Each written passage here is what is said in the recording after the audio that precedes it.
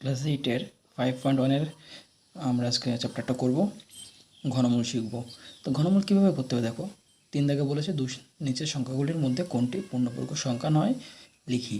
তো পূর্ণবর্গ সংখ্যা কীভাবে চিনব আমরা? তো যে সংখ্যাটা দেওয়া থাকবে সেটাকে উৎপাদকে বিশ্লেষণ করতে হবে। তো আমরা 216টাকে উৎপাদকে বিশ্লেষণ করব এইভাবে। কত 2 দিয়ে ভাগ যায়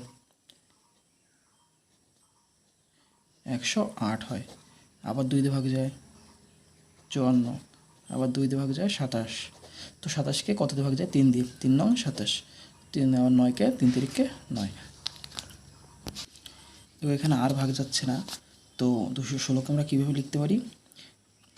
1 2 3, 3টে 2 আছে, তো 2 গুণ 2 গুণ 2, আর 1 2 3, 3টে 3 আছে, 3 গুণ 3 গুণ 3। তো এক্ষেত্রে একটা দুটো 3টে, তো দুটো 3 আছে এইভাবে, তাই 2 টু দি পাওয়ার আমরা 3 লিখতে পারি, আর 3 টু দি পাওয়ার 3 লিখতে পারি। তো এটাকে একসাথে আমরা এইভাবে লিখতে পারবো আবার 2 গুণ 3 টু দি পাওয়ার 3, 3 গুণ 6, 6 কিউব। তো দেখো আমাদের উপরে 3 এসে গেছে। যখন এরকম পাওয়ারে 3 আসবে সেটা হচ্ছে ঘন, পূর্ণ ঘন সংখ্যা।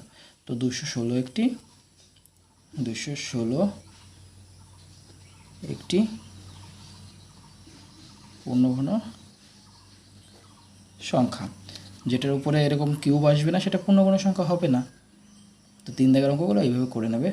আমি 5 দাগে আসছি, 5 দাগের অঙ্কগুলো শিখব।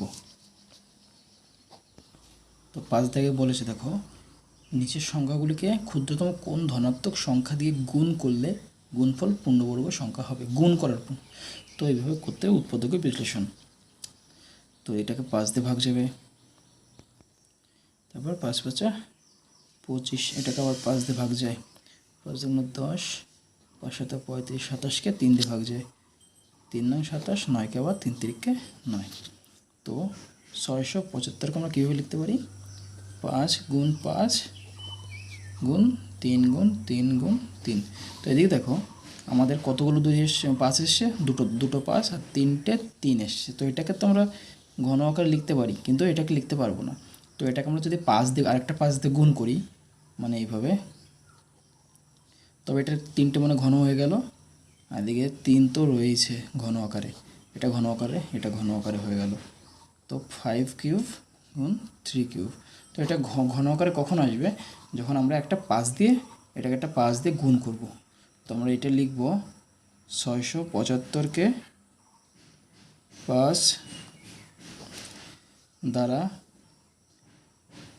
গুণ করলে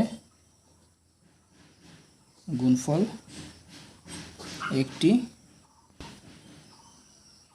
পূর্ণ ঘন সংখ্যা হবে। তো 5 দাগের বাকি অঙ্কগুলো একই রকম করে নেবে। আমরা 6 দাগে আসছি। 6 দাগের অঙ্ক দেখো, 5 দাগে ঠিক উল্টো। 5 দাগে বলেছিল গুণ করতে, 6 দাগে বলেছে ভাগ করতে হবে, তাহলে পূর্ণ ঘন সংখ্যা হবে। তো এটাকে উৎপাদকে বিশ্লেষণ করতে হবে এইভাবে। 5 দিয়ে ভাগ যাবে, এটাকে এভাবে ভাগগুলো করে নেবে এক করে। তো ভাগ করলে 1350 আসে। এটাকে আবার 5 দিয়ে ভাগ যাবে, 5 দিয়ে ভাগ করবে, 5 জন্য 10, 32, 270 আসবে। এটাকে 5 দিয়ে ভাগ যায়, 5 হচ্ছে 25, 2 25 5 54, 54কে আবার কত দিয়ে ভাগ যায় দেখো, 2 দিয়ে ভাগ যায়। তো 27 2 54, 27কে 3 তিরিকে 3 নং 27, 9কে আবার 3 তিরিকে 9। দেখো আমাদের ভাগগুলো দেখে নাও একটু, এইভাবে ভাগ করতে হবে। তো ভাগের পরে আমরা 6750কে কীভাবে লিখতে পারবো?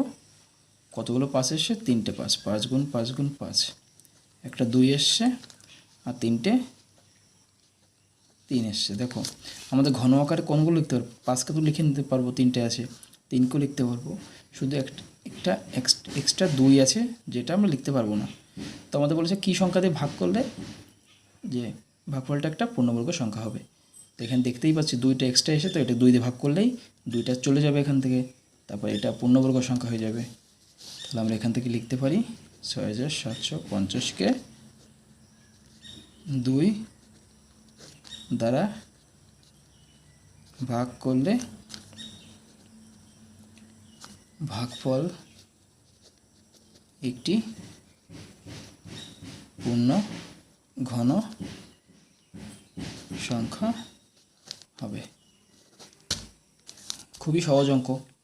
7-এর 4টা করলে আমরা একটা হয়ে যাবে, 7 দাগটা করলে।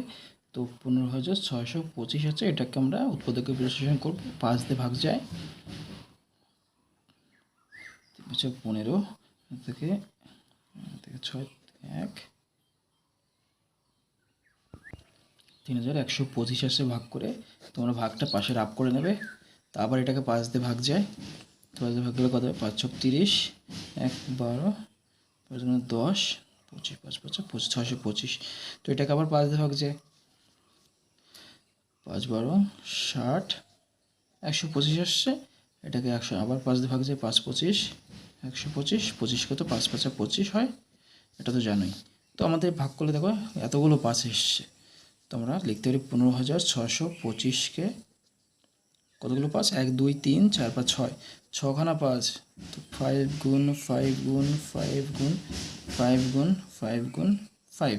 তো আমরা তিনটে ভাগ করবো। এই যে 3টে নেবো আর এই পরের 3টে নেবো। তো প্রথম 3টেকে আমরা 5 কিউব লিখতে পারি, পরের 3টেকে 5 কিউব লিখতে পারি।